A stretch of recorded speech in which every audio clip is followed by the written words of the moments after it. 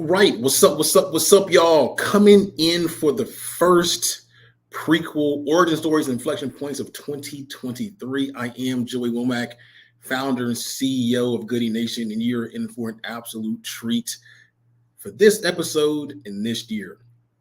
You get to hear from two awesome entrepreneurs who are doing some amazing things and telling you their story about how they got started, some of those inflection points along the way. Here's why it's super important, right? You know what, Goodie Nation, we believe that relationships matter in business. And so what we've seen is that those that are super connected from a business standpoint have higher levels of success. They have greater access to capital, greater access to talent, greater access to people who can give them advice, greater access to customers. But unfortunately, diverse founders typically don't get that type of access. So that oftentimes leads to higher levels of failure. And we don't want that, right?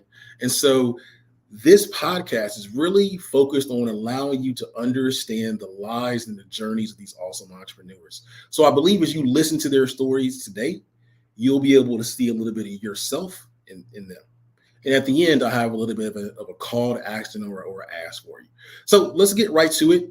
I also have another special guest from our team, our newest tech storytelling fellows. Let's do some introduction before we get into the stories. I'm going to pass it over to Casey from our team for a quick intro. Hi, everyone. My name is Casey Willis. And yes, as Joey mentioned, I am a tech storytelling fellow with Goodie Nation this year, helping out on the podcast side. I'm also the founding producer of Could Be Pretty Cool, a production company that produces podcasts and does live audio for theater. And I am based out of Atlanta, Georgia. Awesome. Rachel?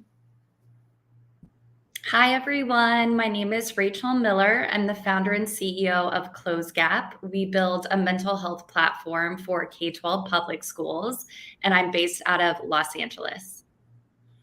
Awesome. And Zerryn? Hey, everyone. My name is Zerryn. I'm the co-founder and COO of Peep Connect, and we are a guest experience platform for chain restaurants. We essentially enable them to reward their customers with exclusive and tradable memberships that allow them to level up their in-store experience. Awesome sauce. We have some more entrepreneurs joining us along the way, but let's get started with Rachel. Rachel, what's your story? How'd you get here? What's that journey like? Yeah, so mine is pretty personal, I would say, and it started very early on in my life. So again, my company is a mental health platform for kids. And so early on in my life, I was born to a mother who had a severe mental health diagnosis. And what that meant for us was that we were not living in the best way. So I was moving schools several times each school year. We experienced homelessness, food insecurity, all the heavy hitters, all the things that are really hard when you're young. And we were disconnected from community, as you can imagine. And it was just very unstable upbringing, to put it nicely. And really what that led me to asking were much larger questions around, if you are born into a family or a situation that cannot hold you with love, like how should community, school, society take care of those kids? Like what systems and structures do we need in place to hold those kids with care? And so these were always ideas that were floating around in my mind. And, went through school again, was like moving around a lot, was never really like studying, did not do well in school whatsoever. Ended up making my way to my grandparents' house full time. That's when I started doing well in school. That was around like high school time. Was no longer being a bad kid, was like focusing on studying, doing pretty well. Ended up going to community college and then transferred into USC. Where I studied business, and I got really into startups and high growth companies and really just creating change through company building. So like really using that lens. And during that time, I was a nanny for a part-time job. I worked at a childcare center for a part-time job. I had volunteer experiences. I was teaching like in South Central LA, there was this really cool program where USC students could go and talk to high school students about ethics and morals and how to navigate adversity and challenging circumstances. And so I was always kind of around young people, like always felt very drawn to helping young people grow, develop, work through whatever it is they were experiencing at that time and find a place where they could grow and do well, which was exactly what I was doing simultaneously. And so that was really the experience. I think what brought me to Closegap was the kind of combination of all of those things together, of working with youth, realizing how often we underestimate youth and how amazing they are, working with youth, and then learning a great deal about startups. And so I ended up going to Europe. I did my master's degree in entrepreneurship. It was phenomenal. It was like something between like very theoretical and like somewhat practical. So it gave me it's like such a huge knowledge base for the work that I do now. And so Closegap was kind of just born from all of this, like this master's degree program, working with kids and my own lived experience, and then my like deep love and interest for startups. And so that's what led me to building a platform that is helping kids and teens, everyone, K-12, share what it is they need with the important adults in their lives. Because more often than not, kids just need someone to confide in. Like it actually is that simple. And so at Closegap, that's what we're working on. And we also are beginning to explore the other systems and structures that harm our youth. And so that's really what we're about and where I come from and what I'm about. I love it. I love it. I love it. So how can people get in contact with you? Yes, you can go to closegap.org, or you can email us at info@closegap.org. And then we're all over Instagram. We're all over the social media channels, and it's at closegap_org. I love it. I love it. I mean, super powerful story of resilience, of perseverance. Just thank you for the work you're doing in your purpose-driven life. We love it. Cool. Next up, we got Zerryn. Zerryn, what's your story? So my story really with Peep Connect starts back before I was even in high school. My parents were in the food service space. So when I was in middle school, I was already used to serving food, cooking, and just kind of being around different things like that. As I got older, my mom transitioned into the publishing industry. And so I kind of got turned off from entrepreneurship. But as I got into college, I started to gravitate towards, like, my heart just led me to doing like passion projects, I guess. So when I was in school, I raised like $15,000 for us to put up bus shelters for the international students on campus, because most of my friends were from either Nigeria or Nepal. I ended up starting my own investment club at the time. Our portfolio, we increased it to like 200,000, which at 20 years old, that's a lot of money for us. We raised money to go to different expos in New York and things like that. And so I just really was into doing my own things. And if you ask me, am I an entrepreneur? I'll be like, no, like I don't identify with that, but that's just where my heart was leading me to. And so I met my co-founder, Valentine, in the Student Senate organization. We just so happened to be the only two Black people who are part of the organization. So we really connected and hit it off. But we really were focused on wanting to just do bigger things, and especially coming from Maryville, Missouri, at Northwest Missouri State, like it's not a lot of big things happening there. Like we don't get the coolest technologies. We don't get the latest technologies. I graduated in 2021 and we didn't even have DoorDash when I graduated from school. It's kind of crazy. So that's the type of town that we were in. And so we really wanted to build a platform that would enable us to essentially create a way for the businesses in that community to be able to engage with the students on campus, and also give the students on campus a way to engage with the businesses in the community, because that was a really big problem. And so we got started by simply just going to a Chambers of Commerce meeting.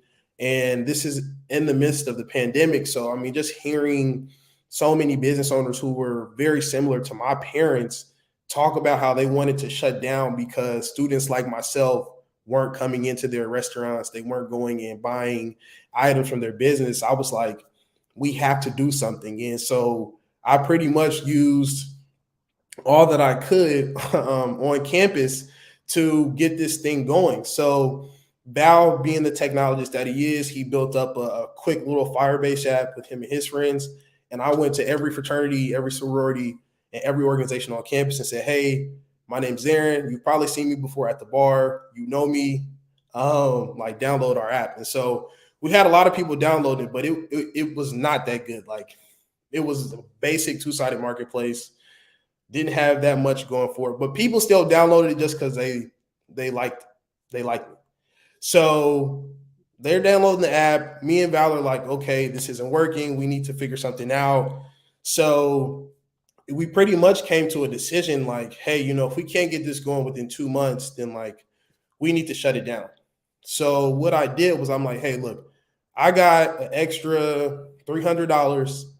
What we'll do is we'll send notifications for the businesses. So we'll charge the businesses. This is actually how we started making money as well. We said, hey, we'll tell the businesses, if you pay me $50 a month, I'll send 2 notifications to the 2,000 students that we have who have downloaded our app. So they will get a direct notification from you about an offer that you're willing to give them. So we started doing that. And we told the students, hey, if you go into this business on this day and you send me a receipt that you went there, I will Venmo you $3. So, we started with this two-sided marketplace that we thought was about to be the next Facebook. People was going to be on there liking, commenting, and things. And we basically turned into a loyalty platform almost, because people started doing it. Like, the first week, we were sending out deals like, hey, 25-cent wings on Friday, Taco Tuesday prices on Monday, different things. And we had students, like 5 to 7 students a day, going into these businesses and sending us those receipts like daily. So I'm going broke sending, people $3 on Venmo because that was like the reward that you got. But that really is how we got to what we are sort of building today, where we really wanted to not only build a way for these businesses to have an emotional connection, because that's really what we're solving for, this emotional connection with their customers, but also figuring out the different things that can increase repeatability for their business. And so what Peep Connect is today, that's what we're solving for, emotional connection, and being able to increase repeatability through the data that we can provide through our software. And so it's been kind of crazy how we got there. We've done ambassador programs. We were in a few college towns. We scaled that, went through the Techstars program, but ultimately, it all comes back down to Maryville. We started here just in college with this two-sided marketplace, and it's turned into a software platform that's integrated with Clover and Square. We're working on a beta with a few food trucks here in Austin. Our biggest contract is with Juiceland. They have 37 locations here in the Austin, Texas area. That's what we're working towards right now.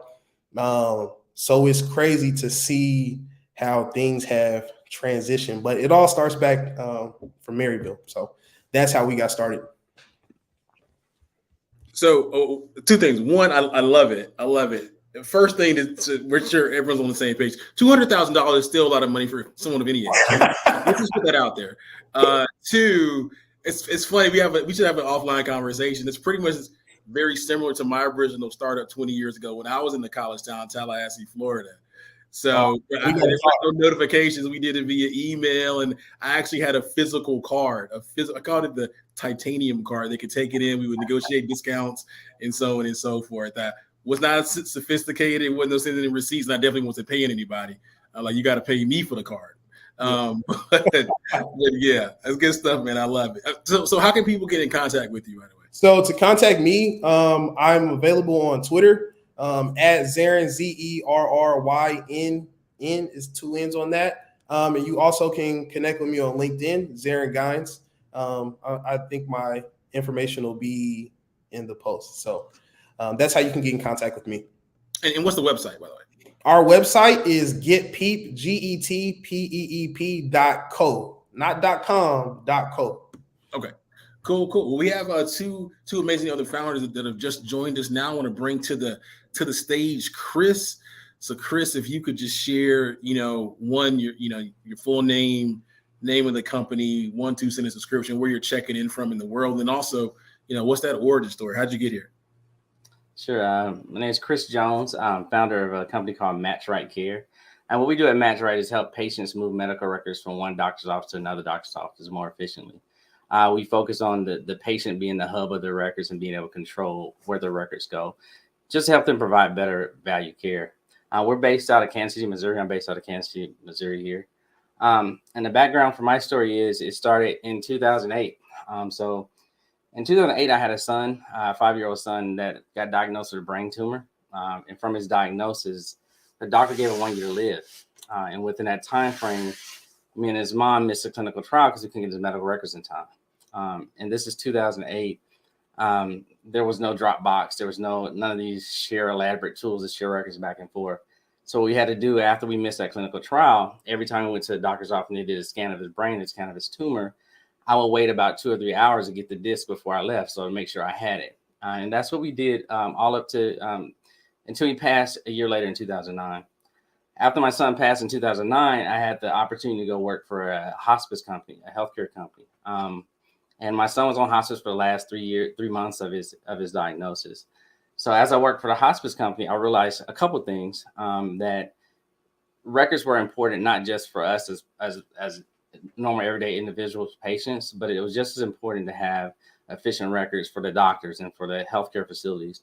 Because as in my professional life, I started to understand that without having the records, the doctors can't provide good value care because they don't have a true view of what your health is. But the parent of me and just a normal humanized person in me, it helped me understand the need that the records are important because you need to have those just to be able to make conscious decisions on your health. So in 2017, I started this idea of MatchRite, and what it was a focus on helping patients move medical records through a technology, through some APIs that we had been developing in. We had the opportunity in 2019 to go pitch for at Microsoft. It was Fire Dev Days is what they call it. And I started to understand there that we really had something that could be beneficial, not just for individuals just in our community, but all around the world. And so we started developing that in 2019, focused on what we learned at those dev days. And what happened after that, when we start pushing the idea out and start working in these development tools, we understood that we was probably 2 years ahead of the time, because what these APIs do now, it allows us to do a lot more and be a lot more proficient in moving medical records back and forth. And we started to see a lot of traction. The biggest thing for me as a person is I never looked at this as a startup. I never thought of myself as an entrepreneur. I never looked at it in that manner. I was just trying to solve a problem from a pain point that I had in my life, and I think through this journey for me, it was really important that I kind of focus on what the true integrity of what we built it for, because in an entrepreneur space, you go through so many different roadblocks. You run into so many different things and nuances. I think what's always kept me afloat and what I focus on is why we built it, right? And I think it helped us get to this point because the integrity of what we built it for was always standing there. And I think as far as my family and everybody else that, has been pushing for it and pushing me to go through this, there were some times that I ran into these brick walls. So we're trying to penetrate healthcare and penetrate so many different things. And it's a bureaucracy there. What we were able to do, just to get to this point now, we're able to stay outside of bureaucracy healthcare and still provide a solid product for patients and everyday people. And when I say we focus really on the patient and us, just me, you, and just normal people that go to hospital, even doctors that use our platform now, they're seeing it from a patient perspective too. And that's how we wanted to be looked at as, right? As a patient-facing application, truly make that patient a hub. Because as a patient, you're the one person that connects to all these different doctors. You're the one connection point there. And we want to make sure that the patient was a hub. And I think when I look back at, the journey so far and where we are now, I would never imagine that, we'd be bidding for government projects and stuff of that nature now, but we are, and I think for me, like I said before, I think it's just the integrity of what we built it for was always consistent because it was a pain point. It was a true why for me. And I always lean on that. And it's helped me with other things as well, just going through this and focus on other products that we've been developing too. has really helped me understand, how to value why is so important. People say that a lot. You hear that cliche is like, know your why, know your why, know your why. But when you truly know that why, I think it always keeps you in the pathway, the direction that you need to go to follow your purpose. And that's my story. Man, very, very powerful there, man. Very powerful there. Yeah, that why is super powerful. So how can people get in contact with you or the company? Yeah, so we're you can reach us at our website is www.matchritecare.com, and it's spelled MatchRitecare.com. Or you can email me at chris.jones@matchritecare.com and find me on LinkedIn at Christopher Jones. Awesome. Good stuff. Well, final entrepreneur for the day, Elian. I mean, again, so name, full name of the company, 1-2 sentence description, where you're checking in from the world, and that origin story concern. Absolutely. Thank you so much, Joey. And it's a pleasure to be here. So my name's Elian Savodivker. I'm part of Gift Nabu. I'm the co-founder and CEO of giftnabu.com. We are an experience gifting site. So we help parents find amazing experiences that friends and family can give to their children for birthdays, holidays, and just about every gifting opportunity there is. And so we bring the community together to gift experiences. So a little bit about myself. I am an immigrant. My parents moved myself and my brothers from Argentina when I was very young. So I was raised here in the US, but born in Argentina. And my parents held labor jobs, very typical Latino sort of family, moved around quite a bit. And as soon as I got into middle school, I kind of started realizing the financial situation that we were in. My parents were very hardworking, oftentimes having 2 jobs, but obviously with 4 brothers and just an immigrant situation, it was very tough.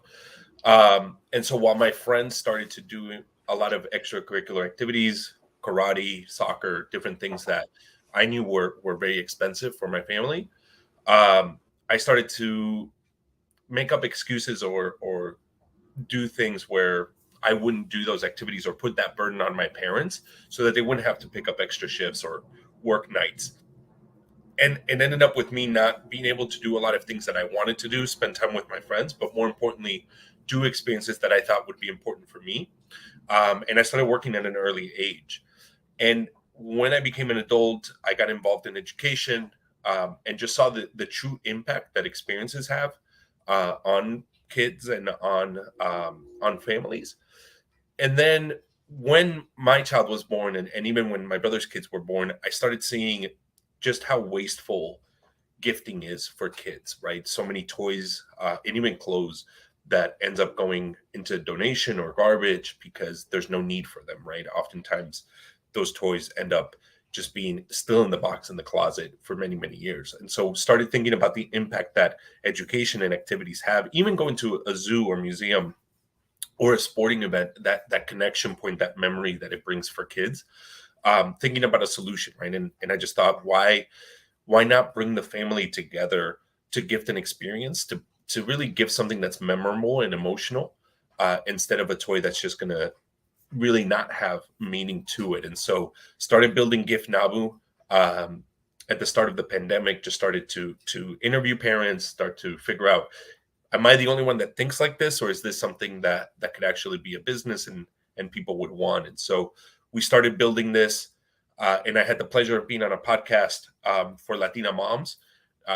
Obviously, we're very strong within the Latino community. That's something that's important to me. And after being on this podcast, I was able to find my co-founder, Danny, who shared a lot of similarities with my story, and also really wanted to build this out and was doing this manually for her kids, right? So she was telling her parents or her family and friends, hey, gift this experience instead.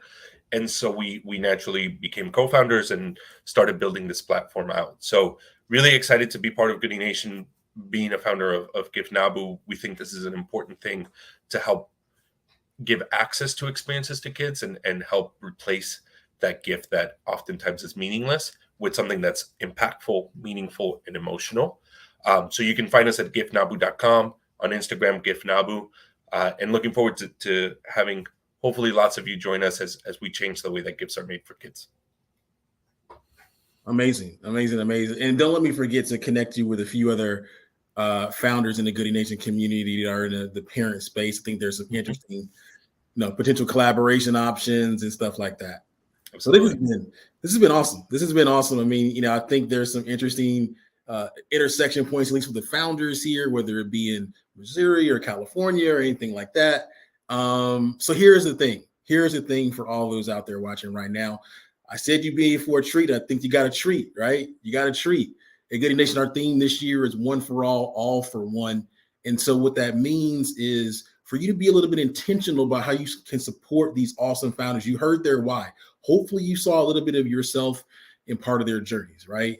And so when we say being intentional, it kind of boils down to several different actions. One, if you can potentially provide capital to them, strongly consider at least taking a meeting, right? Or if you can potentially make a purchase from them, strongly considering reaching out and setting up a meeting, right? Or perhaps maybe you can give a little bit of advice or something along those lines. And at minimum, you can just simply hit the repost, retweet, reshare button and help to spread the word about their stories to your network. But let's just say, for example, you can't invest, you can't buy or anything like that. I do believe someone in your network can. You're an awesome person. So I believe that someone in your network can do that, right? So if you could spend 20, 30 minutes simply just thinking about who in your network could work with, could purchase from, could potentially invest in one of these awesome entrepreneurs, that's what we talk about by being intentional. Take a little bit of extra work, but that's how we close the relationship gap, right?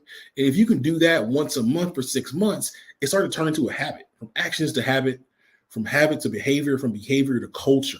And that's truly how we close the relationship gap.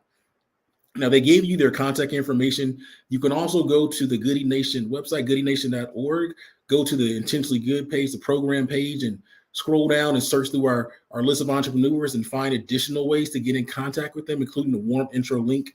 But at the end of the day, we simply just ask that you take a little bit of intentional action to make the world a better place for us all. So once again, this is Joey Womack, founder, CEO of Goodie Nation, checking in for another edition of Prequel, Origin Stories and Inflection Points.